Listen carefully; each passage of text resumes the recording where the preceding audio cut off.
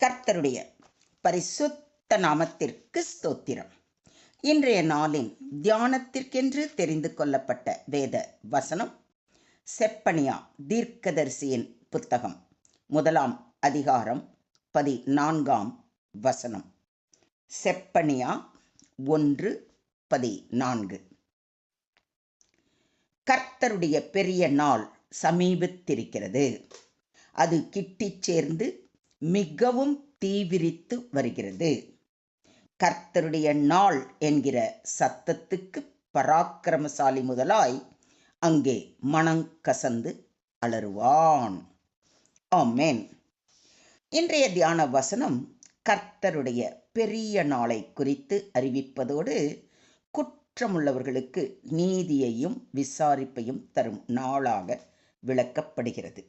ஏற்கனவே இயேசு கிறிஸ்துவின் 2ஆம் வருகை மிக சமீபமாயிருக்கிறது என்பதை குறித்தும் அதற்கு நாம் எப்படி நம்மை தயார்படுத்த வேண்டும் என்பதை குறித்தும் தியானித்து வருகிறோம்.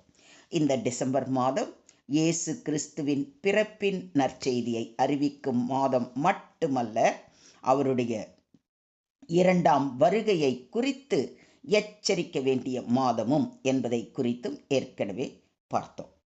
இன்று செப்பனியா தீர்க்கதரிசி மூலம் கர்த்தர் நமக்கு என்ன சொல்ல வருகிறார், அதற்கு நாம் என்ன செய்ய வேண்டும் என்பதை குறித்தும் சற்று நேரம் தியானிப்போம். இங்கு கர்த்தருடைய பெரிய நாள் என்று கூறப்பட்டிருப்பதை கவனியுங்கள். பெரிய நாள் என்பது தேவனுடைய நீதிக்கான நாளை குறிக்கிறது. இது நீதியும் தண்டனையும் வெளிப்படும் நாள். இந்த நாள் கர்த்தரின் சர்வாதிகாரத்தையும் நீதியையும் உலகிற்கு வெளிப்படுத்தும். பாவம் செய்யும் மக்களுக்கு இது ஒரு நெருக்கடி நாளாக இருக்கும். ஆனால் தேவனுக்கு நம்பிக்கையாய் இருக்கிறவர்களுக்கு இது மீட்பின் நாளாகும். இந்த நாள் சமீபத்திருக்கிறது. அது கிட்டிச் சேர்ந்து மிகவும் தீவிரித்து வருகிறது என்று சொல்லப்பட்டிருப்பதை கவனியுங்கள். இது கர்த்தருடைய நாள் மந்தமாக வராது என்பதை வெளிப்படுத்துகிறது. அதாவது பாவத்தின் விளைவுகள் விரைவில் வெளிப்படும் என்ற எண்ணத்தை உறுதிப்படுத்துகிறது. தீவிரித்து என்பது அந்த நாளின் பயங்கர தன்மையையும் அதன் நெருக்கடியையும் குறிப்பிடுகின்றது. அங்கே மனங்கசந்து அலறுவான் என்று சொல்லப்பட்டிருப்பதை கவனியுங்கள். மனிதர்கள் அந்த நாளில் தம்முடைய பலவீனத்தை உணர்ந்து மனங்கசந்து அன்று அலறும் நிகழ்வை இந்த வசனம் விளக்குகிறது. இவ்வாறான மன அழுத்தம் தேவனின் நீதியின் முன் மனித சுயத்தின் இயலாமையை உணர்வது ஆகும். கர்த்தருடைய நாள் என்கிற சத்தத்துக்கு பராக்கிரமசாலி முதலாய் மனங்கசந்து அலறுவான் என்று சொல்லப்பட்டிருப்பதையும் கவனியுங்கள். பராக்கிரமசாலி என்று குறிப்பிடுவது வெறும் சரீர பலம் உள்ளவர்களை மட்டுமல்ல, பெரிய ஆளுமைகளில் உள்ளவர்கள், செல்வ செழிப்பில் உயர்ந்து நிற்பவர்கள் என்று யாராக இருந்தாலும் அவர்கள் கர்த்தருடைய பாரபட்சமற்ற நீதியின் முன்னிலையில் பயந்து நடுங்குவதை உணர்த்துகிறது. அன்றைய பாபிலோன் அல்லது தற்கால சக்திகள் பாவங்களை தடுக்க முடியாமல் சோர்ந்து போகும் நிலையை இது காட்டுகிறது.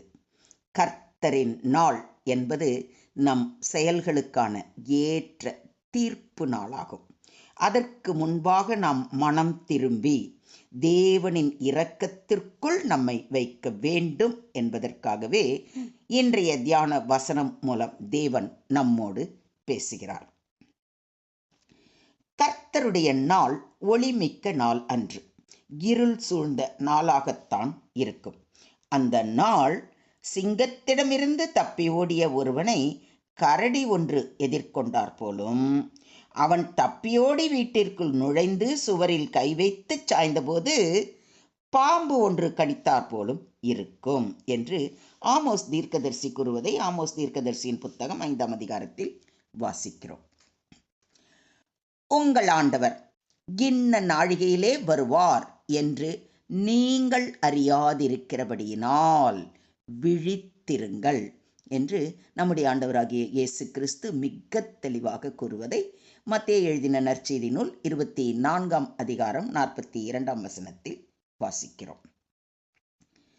கர்த்தருடைய நாள் இரவிலே திருடன் வருகிற விதமாய் வரும். அப்பொழுது வானங்கள் மடமடவென்று அகன்று போம், பூதங்கள் வெந்து உருகிப்போம், பூமியும் அதில் உள்ள கிரியைகளும் எரிந்து அழிந்து போம். இப்படி இவைகள் எல்லாம் அழிந்து போகிறதா இருக்கிறபடியால் நீங்கள் எப்படிப்பட்ட பரிசுத்த நடக்கையும் தேவ பக்தியும் உள்ளவர்களாய் இருக்க வேண்டும் என்று அப்போஸ்தலனாகிய பேதுருவும் நம்மை பார்த்து கேட்கிறார். கர்த்தரின் வருகைக்கு முன் நம்மை தயார்படுத்துதல் என்பது ஒவ்வொருவரின் ஆவிக்குரிய வாழ்க்கையின் முக்கிய கூறாகும். கர்த்தரின் வருகை என்பது நீதியின் நாளும் மீட்பின் நாளும் ஆகும். இது நம்மை தயார் நிலையில் வைத்து தேவனுக்கு சமர்ப்பணம் செய்யும் அவசியத்தை எடுத்து காட்டுகிறது. அதற்கான வழிமுறைகள் மற்றும் அடிப்படைகளை சற்று நேரம் பார்ப்போம். முதலாவது மனம் திரும்புதல், ரிப்பன்டன்ஸ். கர்த்தரின் வருகைக்கு முன் நம்முடைய பாவங்களை ஏற்றுக்கொண்டு அவற்றில் இருந்து விலகி தேவனின் இரக்கத்தை கேட்க வேண்டும். மனம் திரும்புதல் உண்மையான இறை வழிபாட்டிற்கான முதல் படியாகும். இரண்டாவது பரிசுத்தமான வாழ்க்கை, ஹோலி லிவிங். பரிசுத்தம் இல்லாமல் தேவனுக்கு பிரியமாயிருப்பது என்பது கூடாத காரியம். உங்கள் செயல்களிலும் வார்த்தைகளிலும் பரிசுத்தத்தை காத்து கொள்ளுங்கள். மூன்றாவது தேவனுடைய வார்த்தையில் வளர்ச்சி, growth in God's word. வேதத்தை அனுதினமும் வாசித்து தியானித்து அதன்படி நடக்க வேண்டும். நான்காவது விழித்திருங்கள், be watchful and alert. கர்த்தர் எந்த நேரத்திலும் வரக்கூடும் என்பதால் தயார் நிலையில் இருக்க வேண்டும். ஐந்தாவது மற்றவர்களுக்கு சாட்சியாக அறிவிப்பது, இவாஞ்சலிசம். கர்த்தரின் வருகைக்கு முன் அவருடைய ஜனங்களுக்கு ஆவிக்குரிய சாட்சியாக இருந்து அவர்களையும் தேவனுடைய ராஜ்யத்தில் பிரவேசிக்க அழைக்க வேண்டும். நம் வாழ்க்கை மற்றவர்களுக்கு நல்ல உதாரணமாகவும் சாட்சியாகவும் இருக்க வேண்டும். ஆறாவது ஜெப வாழ்வு, பிரேயர் லைஃப். விழித்திருந்து ஜெபம் பண்ணுங்கள் என்ற தேவனுடைய வார்த்தைக்கு கீழ்ப்படிந்து அனுதினமும் ஜெபத்தோடு அவரோடு நெருக்கமான உறவில் பலப்பட வேண்டும். கடைசியாக ஏழாவது கனி கொடுத்தல், பேரிங் ஃப்ரூட்ஸ். கர்த்தருக்கு பொருத்தமான வாழ்க்கை நடத்தும் பொழுது அன்பு, கருணை, சாந்தம் போன்ற ஆவிக்குரிய கனிகள் வெளிப்படும். இது நம்மை தேவனுக்கு உகந்தவர்களாக உருவாக்கும்.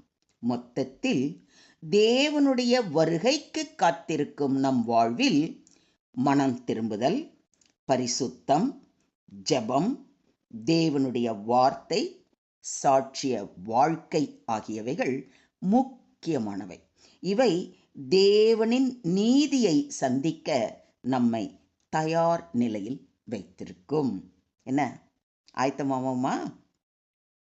இன்றே அவர் பாதம் அமர்ந்து, தேவனே என்னை ஆராய்ந்து என் இருதயத்தை அறிந்து கொள்ளும், என்னை சோதித்து என் சிந்தனைகளை அறிந்து கொள்ளும், வேதனை உண்டாக்கும் வழி என்னிடத்தில் உண்டோ என்று பார்த்து நித்திய வழியிலே என்னை நடத்தும் என்று அவர் கரத்தில் நம்மை முழுமையாக ஒப்புக்கொடுப்போம். அவரே நம்மை ஆராய்ந்து குற்றம் குறைகளை எல்லாம் மன்னித்து நீதியின் தேவனாய் வரும்பொழுது அவர் முன் நிற்க திராணி உள்ளவர்களாக மாற்றுவாராக. தேவனுக்கே மகிமை உண்டாவதாக. ஆமேன், ஆமேன், ஆமேன்.